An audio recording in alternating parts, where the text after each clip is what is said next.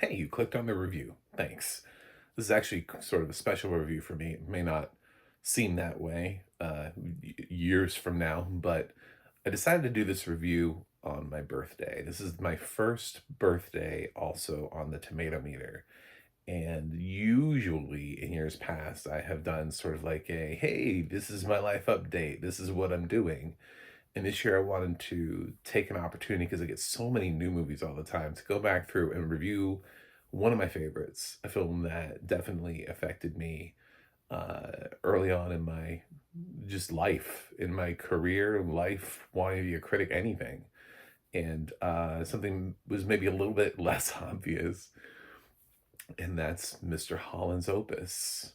So join me on this very personal, interesting review of Mr. Holland's Opus, where I probably will reveal more than you would ever like me to about Mr. Holland's Opus. But I've seen this film a bunch of times, and I used to have it on VHS. I know I own it on DVD somewhere in my DVD collection, but I did watch it on Disney Plus with audio description, which was done by Tanzy Alexander. And as someone who has seen this movie visually before I lost my sight plenty of times, I thought the audio description uh, complemented as best as it could in every moment that I remembered. The film is directed by Stephen Herrick, who notably has sort of a wide variety of films, but had worked previously for Disney and Touchstone doing films like The Mighty Ducks. He also did the 101 Dalmatians live action reboot with Glenn Close. So Mr. Holland's Opus, being a little Oscar baity, wasn't really the type of movie that he had been doing. It's also Bill and Ted's Excellent Adventure. So the fact that this film at all got into the race has a lot to do with Richard Dreyfuss, who uh, I have a lot of complicated feelings because in 1995 I was 12. So it's been a while. And when they say like never meet your heroes, they mean never meet Richard Dreyfuss. And uh, and when you're 12, nobody tells you, like you know the stories about him.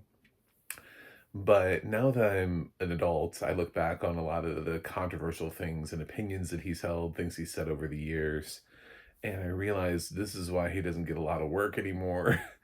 you know, it has a lot to do with that. So, but I used to love watching him growing up, and I don't think I had really paid too much attention to him before Mr. Holland's Opus. But afterward, I started watching things like The Goodbye Girl to sort of catch up. I got my library card and went down and watched as many films as I could. I lived in a small town, we didn't have that many things.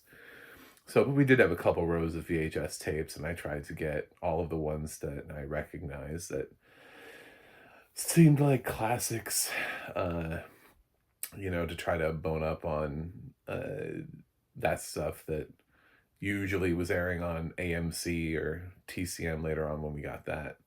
But I remember going to see this in theaters, and 1995 was a weird year for me. Uh, More on that in a minute. I want to talk about this movie a little bit more. So the story follows Glenn Holland, played by Richard Dreyfuss, who received an Oscar nomination for the film. It's the only Oscar nomination the film got, but this was a very competitive year. He's nominated against Nicolas Cage, who won for this category. He was also nominated against Anthony Hopkins for Nixon. He's nominated against Sean Penn for Dead Man Walking, and he's nominated against Massimo Troisi for Il Postino. Nomination which I'm sure most people forgot and probably could have gone to Mel Gibson for Braveheart or Tom Hanks for Apollo 13 and Michael Douglas for The American President, all of whom have been nominated in other places throughout award season, but not necessarily for the Oscars, where Massimo Troisi, who ended up taking the spot. So the fact that he got in with such tight competition, we didn't have as many awards back then, but he that were televised and everything. We were on the second SAG Awards, for which he was not nominated, and he did not receive a BAFTA nomination for this. He went Golden Globe to Oscars. So kind of a surprise, but really spoke, I think, to his performance and how the industry actually still respected him somewhat in 1995. Of course, he would follow this up with like Krippendorf's Tribe, and then is that really respect? Is that I feel like it was punishment? But um, yeah, there are stories. There's stories about like the What About Bob shoot, you know.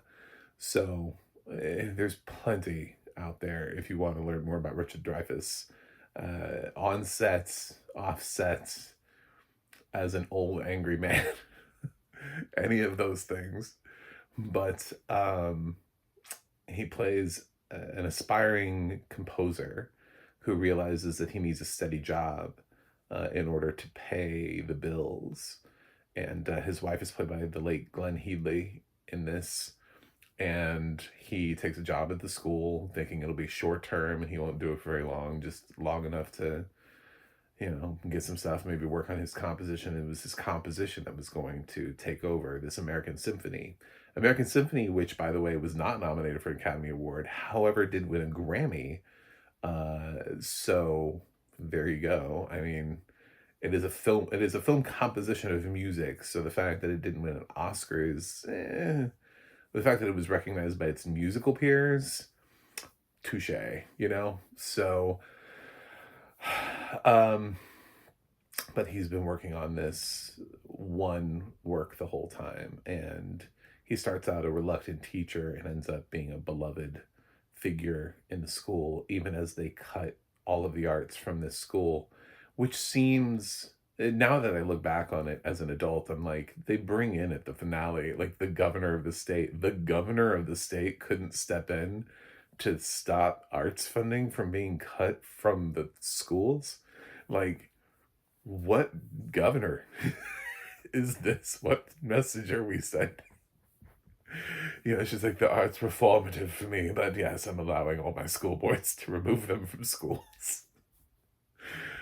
um, so, but he develops an unlikely friend in Jay Sanders, late Jay Sanders, who plays the football coach, and along the way they'll have some interesting fun together, two somewhat polar opposites, but they meet. He has this understanding between himself and the principal at the time when he's hired, played by the late Olympia Dukakis. A lot of people are late in this movie.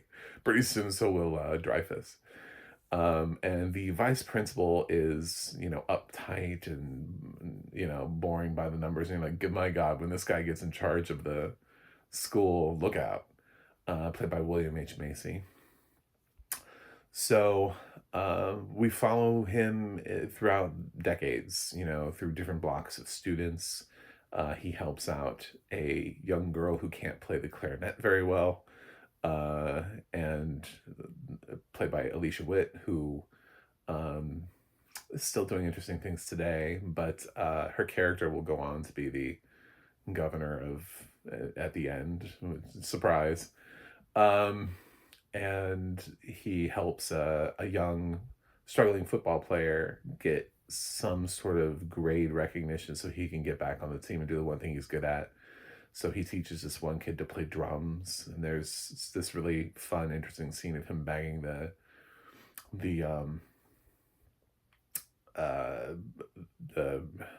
big mallets on the side of his football head to help give him rhythm.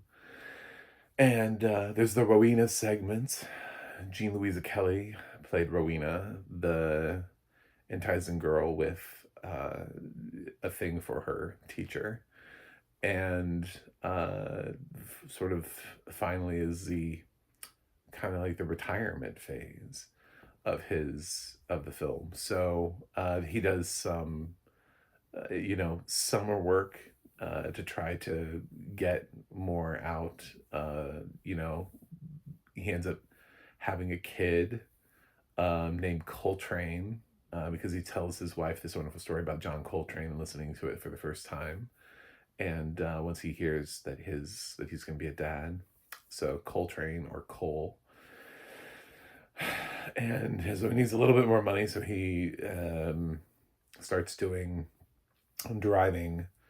classes for the students over the summer. And so we get to see a little bit of that. And I always thought it was funny because the scene when he runs in and his wife is having the baby and he's driving across town to try to reach her. Nobody had cell phones back then. I know these scenes nowadays is like, can we FaceTime? Can I see the birth through FaceTime, please? Can we live stream it? Can we put the um but he's flooring it across town trying to get to her. And he, you know, he doesn't in time, but I mean, he does get there afterward, and she's got the baby there, so we don't get subjected to, I guess, like a screaming Glenn Headley in a, you know, birth sequence. But so she's got this baby, and he runs into the room, and it's funny because he's got all of the kids that were in the car with him too are like running through the hospital, like looking for this. So I'm like, what do they do afterwards? Like, where do those characters go? Like, what do those kids do after?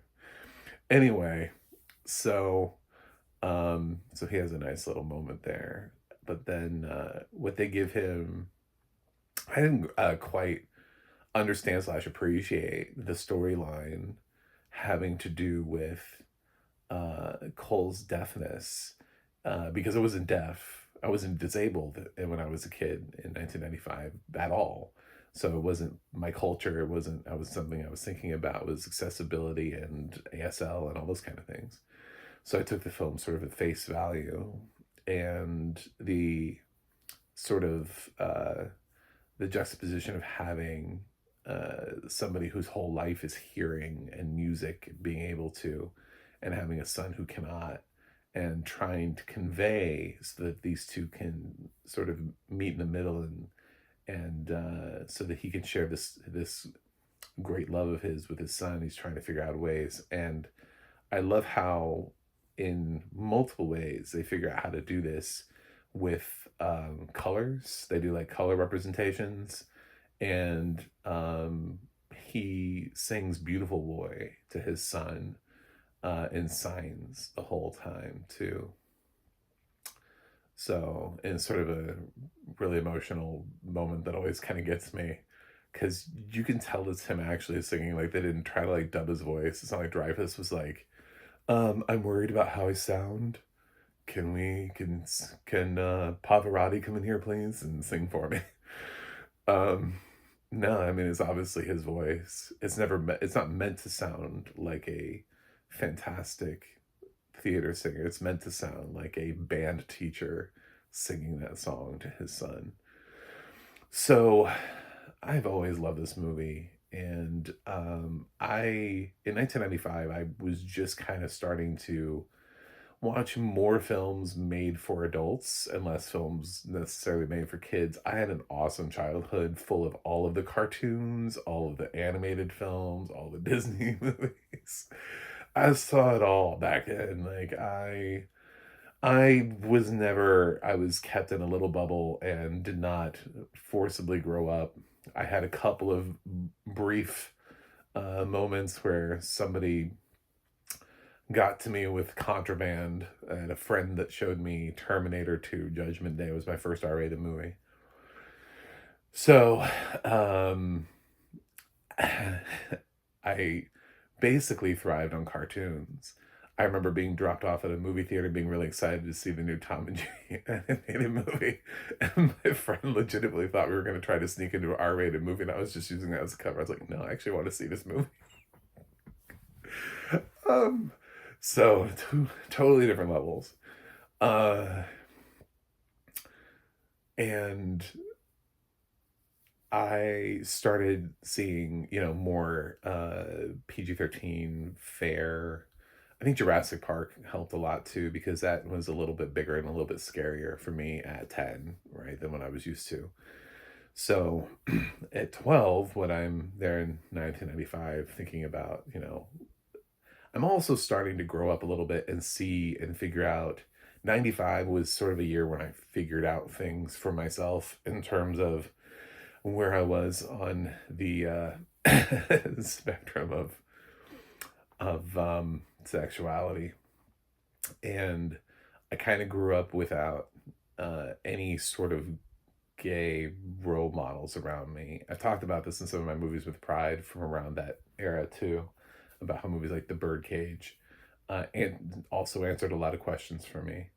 And I was developing crushes for men in film, and I had a crush on Richard Dreyfuss in this movie. The whole Rowena segment, I allowed myself to believe that that was me and that he could choose me, and I just needed to get to that point in life. So it was one of many films in this time period that suggested to me where I was headed in life, even though everybody was like, no, you can't do that. No, you can't go there. No, this is not, there was no, I didn't live in a place where there was ever sort of like a positive direction.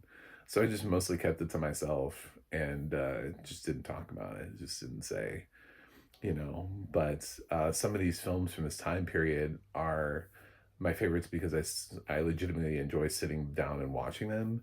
And other ones are formative for me because they helped me realize who I was. And this was one of those films where it's both. Like, I both love to sit down and watch this movie. I was very much into music already at this point. So the idea that there could be somebody like this out there for me would be, uh, you know, was, I think, sort of like a dream come true, right? Because I'm already sort of into music as a nerd, and the fact that finding some like-minded person instead of I don't know, transfixing that on like an action movie star, or something that feels a little bit more fantasy fictitious. It's like this feels more like a real world scenario that could actually happen. Like I feel like I could be a Rowena at some point in my life. So yeah, I always love that segment of the film, but I love all of it. I love the whole segment. I love every part of it. I think the music here is captivating. I've always loved um, American Symphony, uh, and it's got such an emotional ending to it. It's yeah, it's very baity. It's very it's sappy. It's like you know where we're going with it. You have questions about things too. Like, so he gets this big farewell, but he's also fired at the same time as every other arts professor. So it's like, what's it must be weird for them to not have this big farewell to her like he has. So I can sit there and point out all the weird things, but not every teacher uh, ends up, touching so many lives anyway. I think about my teachers in high school, and it's like there's some of them I was like, I don't even remember who taught that class. That class was boring. I don't remember that at all. And then you remember like a couple teachers that actually like made a difference. So if it's those same teachers for everybody else and nobody remembers the other teachers, and it's like, I don't know, they just showed up. I definitely feel like I had teachers who just showed up. Like they were just getting the paycheck. They didn't really want to be there. I had teachers who lived on worksheets and passed them out and sat at their desk and played uh, the few computer games we had at the time, like solitaire and whatever on there. So Minesweeper, I don't know. So yeah, I have always been enamored with this movie. And it's weird because, yeah, in 1995, I was in love with Richard Dreyfuss. And that worked out for a while for me until I started learning more about him, and then I'd have complicated feelings about it. There's a point where it's like I always will look back on this film, and this film will always get me a certain way because it takes me back. It's very nostalgic for me, it's very throwback. But at the same time, this is a man who thinks he can play Othello. So it becomes sort of if he showed up at my door right now, like if he watched this review and he was like, I love you, well, choose me, I'd be like, years ago, I would have said yes. Now it's like, we need to have a conversation. We need to have a conversation. Uh, so Um, but yeah, I think yeah, looking back on things, there are films that stand out as things that I remember, moments in time. They're films that I can remember what theater I saw them in, where I saw them, when I saw them, who I saw them with. I can still remember Mr. Holland's Opus seeing in theaters for the first time. I can remember getting it as a VHS gift for my birthday or Christmas, one of the two. I remember the VHS tape distinctly. It was like blue and white, with him on the cover, and they had some like quotes of like critic quotes on the front. um, like best movie of the year. Uh, so uh, and then the DVD I think looks similar to the thing, um, but to the VHS tape. I I don't know. I it's a wonderful performance. It's an easier performance for him because he's in his 80s now, and this was made 31 years ago. So he would have been 50 something when he made this. And the funny thing is, he ages out at 60 because towards the end of the film, when he's fired, um, Macy says, if you need anything, and he's like, what are you going to do? Write me I'm 60 years old. What are you going to do? Write me a recommendation for the morgue? First of all, 60's not that old, but it does tell you he's at 60. So if he's been working there for like 30 plus years, I mean, he was working there 30 at least, maybe even earlier, depending on if they're going a hard 30 or longer than that. But the point is that it was harder for him to play younger than it was to play older.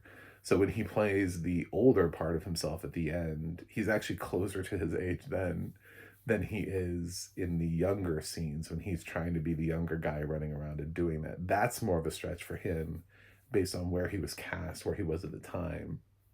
Are the earlier scenes for him having to play 20 years younger than he is.